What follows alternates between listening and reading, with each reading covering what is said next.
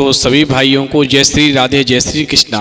तो दोस्तों आज का प्रसंग है नंबर 1, मनुष्य सुखी और धनवान कैसे होता है।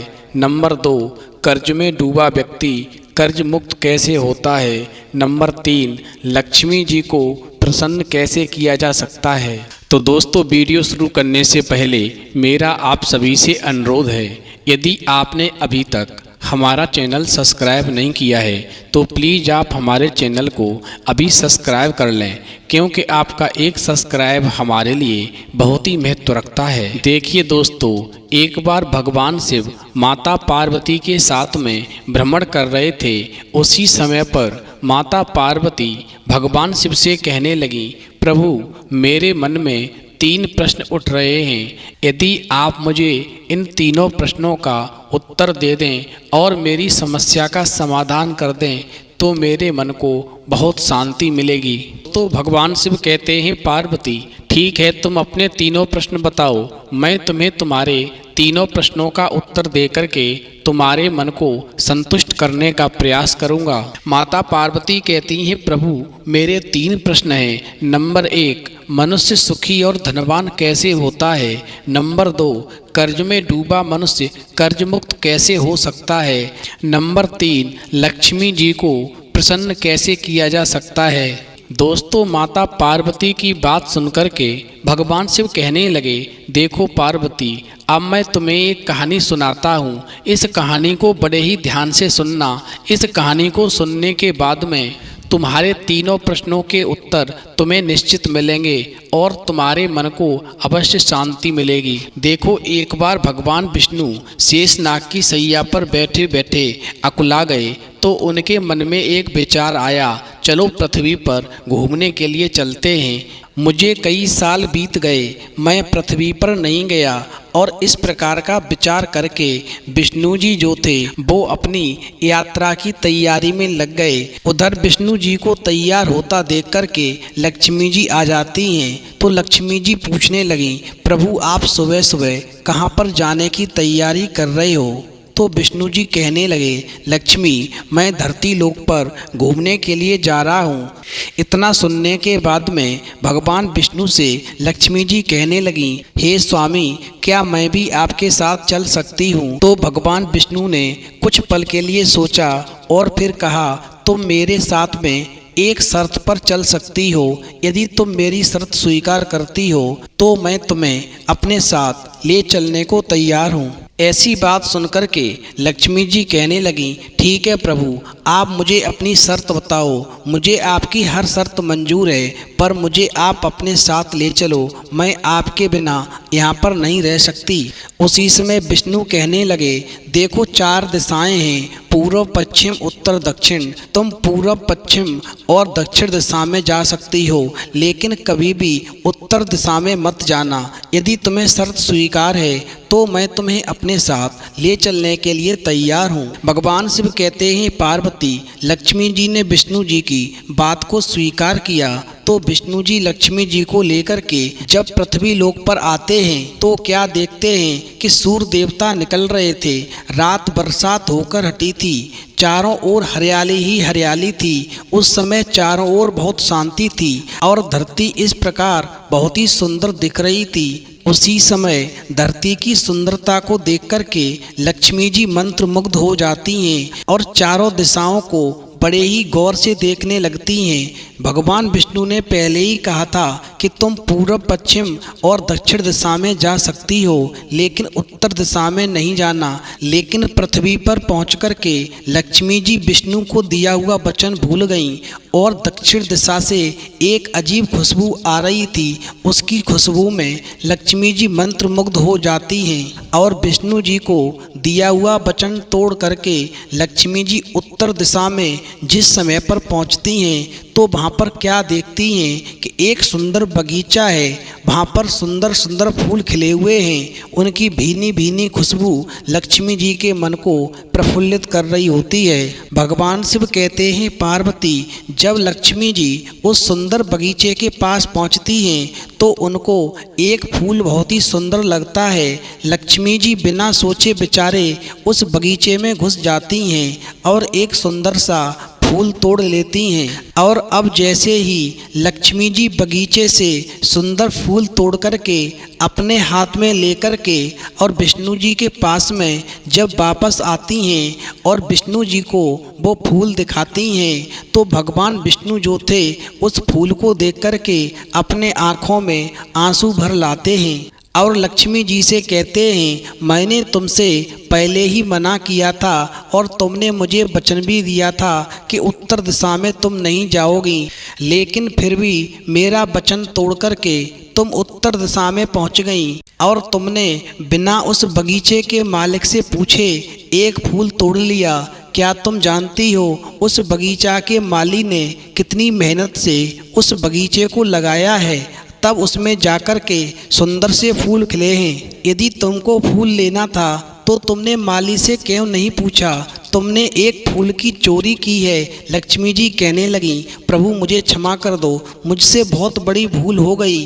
विष्णु जी कहने लगे, तुमने एक फूल तोड़ा है, इस फूल की सज़ा तुम्हें अवश्य मिलेगी और एक फूल तोड़ने की तुम्हारी सज़ा ये है कि जिस खेत में से तुमने फूल तोड़ा है, जिस माली से बिना पूछे उसके बगीचे से फूल तोड़ा है, तुम 3 वर्ष के लिए उस माली के घर में जाकर नौकर बन के रहोगी और पूरी तरह से उस खेत में काम करवाओगी।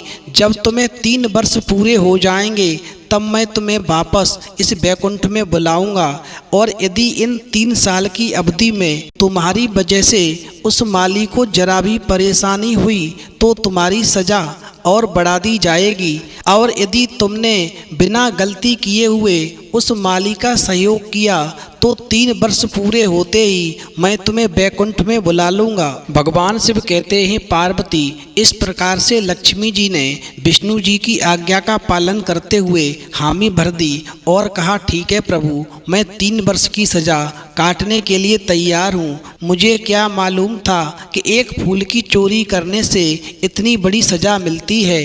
अब लक्ष्मी जी एक गरीब औरत का रूप बना करके और उस माली के घर पर जब पहुंचती है, उधर क्या होता है, वो माली बहुत ही गरीब था। उसके 2 बेटे और 3 बेटियां थीं। सभी परिवार मिलकर के खेतों में फूलों का काम करता था, तब कहीं जाकर के 2 वक्त की रोटी मिल पाती थी। भगवान शिव कहते हैं, पार्वती जैसे ही लक्ष्मी जी गरीब औरत का रूप बना करके उस झोंपड़े के पास पहुंची तो माली निकल करके आया और कहने लगा, बहन तुम कौन हो और इस समय तुम कहां से आई हो? यहाँ पर चारों तरफ जंगल है, तुम्हारी जान को खतरा हो सकता था। तो लक्ष्मी जी कहने लगी, मैं एक गरीब औरत हूँ, मेरी देखभाल करने वाला कोई नहीं है, मैंने कई दिनों से खाना भी नहीं खाया है। यदि मुझे आप अपने यहाँ पर काम दे दो तो मैं तुम्हारे घर का सारा काम कर दिया करूँगी। बस मुझे अपने घर में एक कोने में आसरा दे दो, 2 वक्त की रोटी जैसी भी रूखी सूखी मिले वो खिला दिया करना, मैं वही खाकर खुश रहूँगी। भगवान शिव कहते हैं, पार्वती उधर जो माली था वो गरीब था लेकिन उसका दिल बहुत दयालु था। वो कहने लगा, बहन मेरे 2 बेटे और 3 बेटियां हैं, तुम मेरे घर में आ जाओ। आज से मैं ये समझूंगा कि मेरे 2 बेटे और 3 बेटियों की जगह पर मेरी 4 बेटियां हो गई हैं। जो मेरे 2 बेटे और 3 बेटियां खाएं वही तुम भी खाना और जब तक तुम्हारा मन करे तब तक तुम हमारी इस झोंपड़ी में रह सकती हो। प्रभु ने मुझे 3 बेटियां दी हैं, यदि इन 3 की जगह 4 बेटियां होती तो भी तो मुझे गुजारा करना होता। अब मैं आज से यही समझूंगा कि प्रभु ने मुझे 3 की जगह 4 बेटियां दी हैं। अब तुम आराम से आ जाओ और इस घर को अपना घर समझो और जब तक आपका मन करे तब तक आप इस घर में रहो। भगवान शिव कहते हैं, पार्वती जैसे ही उस माली ने लक्ष्मी जी को अपनी झोंपड़ी में शरण दी तो लक्ष्मी जी उस माली के घर में नौकरानी बन करके और काम करने लगी।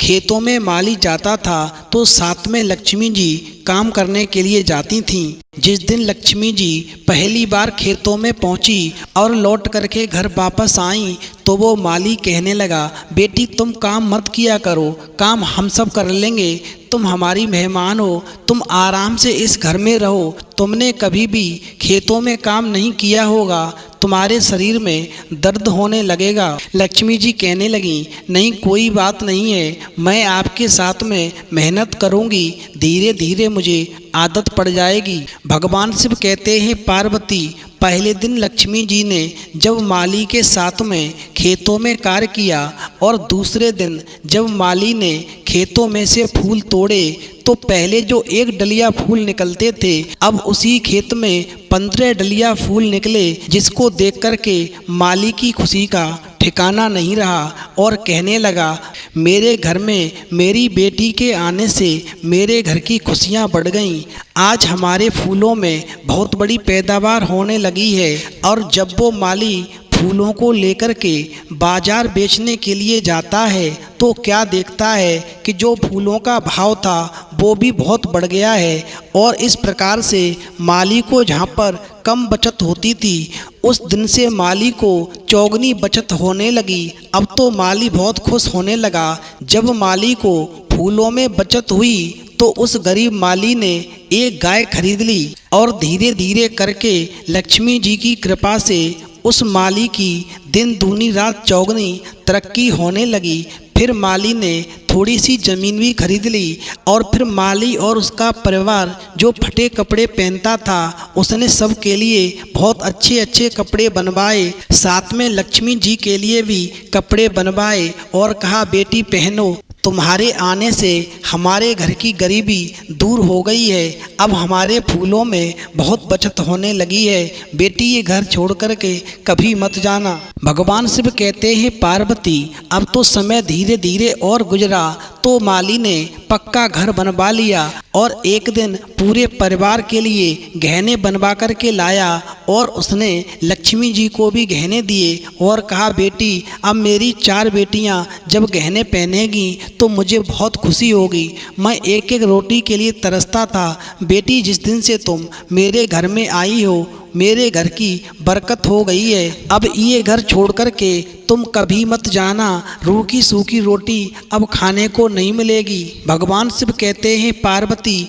वो माली कहता है, मेरे घर में बेटी के रूप में मेरी किस्मत आ गई है। इस प्रकार लक्ष्मी जी को नौकरानी के रूप में कार्य करते करते माली के घर में जब 3 साल पूरे हो जाते हैं तो 3 साल की अवधि पूरी होते ही लक्ष्मी जी खेतों से काम बंद करके और माली से कहती हैं, अब मुझे घर जाना है, आप मुझे आज्ञा दे दो। तो माली कहता है, बेटी तुम घर जाओ, आराम से खाना खाना और आराम करना, मैं भी आपके पीछे आता हूँ। भगवान शिव कहते हैं, पार्वती अब लक्ष्मी जी के 3 वर्ष पूरे हो चुके थे तो लक्ष्मी जी देवी स्वरूप गहने पहन करके जैसे ही माली के द्वार पर आती है, उधर से माली जो था वो खेत से काम करके जब घर लौटता है तो क्या देखता है कि द्वार पर एक सुंदर स्त्री खड़ी है। अब तो माली विचार करने लगा, ये तो मेरी वही बेटी है लेकिन इसका रूप तो बदल गया।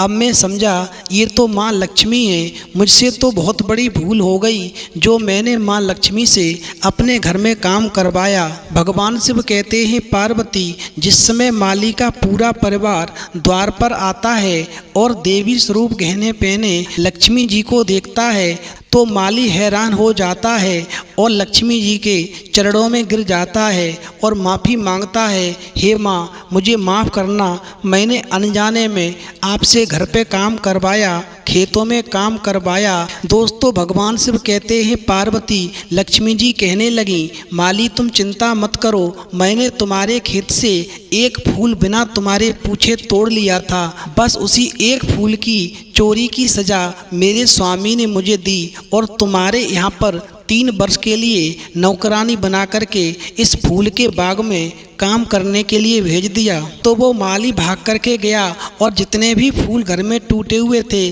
सभी फूल ला करके और माँ के चरणों में अर्पित कर दिए और कहने लगा, माँ एक फूल के बदले आपको इतना बड़ा कष्ट उठाना पड़ा, ये सारे फूल आपके ही हैं, आप इन सारे फूलों को माली और माली के परिवार की तरफ से भेंट स्वरूप स्वीकार कर लो और मुझे क्षमा कर दो।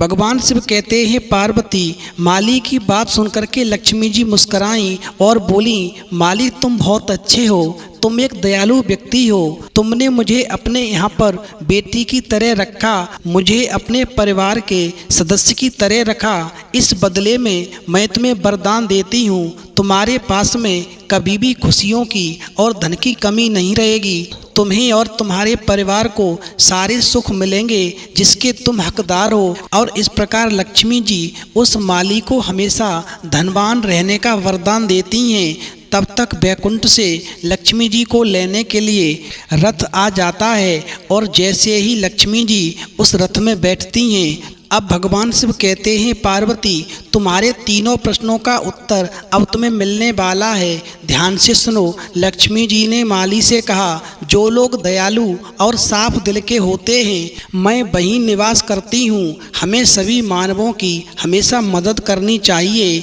और गरीब से गरीब को भी कभी तुच्छ नहीं समझना चाहिए।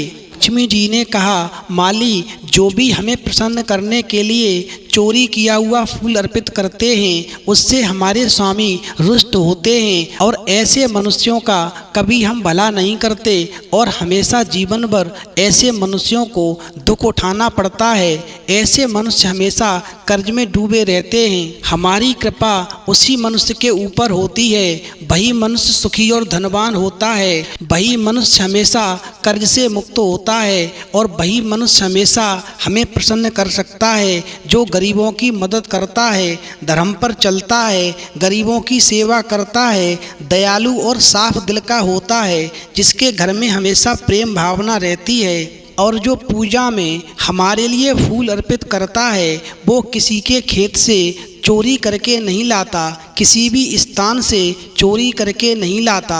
और जब वो फूल वाले उस व्यक्ति को जिसने वो फूल का पौधा लगाया था, जिसके ऊपर फूल खिला है, उसको लेने के बदले में उसको वो धन देता है और धन लेकर के जब वो फूल प्राप्त करता है और फिर हमारे लिए अर्पित करता है, तब मेरे स्वामी को प्रसन्नता होती है और फिर मैं ऐसे मनुष्य के ऊपर हमेशा कृपा करती हूँ और वो मनुष्य जीवन भर हमेशा धनवान और सुखी बना रहता है। तो दोस्तों, इस प्रसंग से हमें ये सीख मिलती है, यदि हमें लक्ष्मी जी को प्रसन्न करना है, यदि हम ये चाहते हैं कि हमारे घर में माँ लक्ष्मी की सदा कृपा बनी रहे, तो हमें लक्ष्मी माँ के चरणों में फूल अर्पित करने के लिए कभी चोरी नहीं करनी चाहिए। और यदि हम फूल लेते हैं तो हमें उसके बदले में उस फूल वाले मालिक को उसका धन अवश्य देना चाहिए, तभी हमारे ऊपर लक्ष्मी जी की कृपा होगी और हमारा जीवन हमेशा खुशहाल बना रहेगा। तो दोस्तों, यदि आपको हमारी वीडियो पसंद आई हो तो प्लीज़ आप हमारे चैनल को अभी सब्सक्राइब कर लें, क्योंकि आपका एक सब्सक्राइब हमारे लिए बहुत ही महत्व रखता है। तो दोस्तों, इस वीडियो में इतना ही, फिर मिलेंगे एक नई वीडियो में नए प्रसंग के साथ।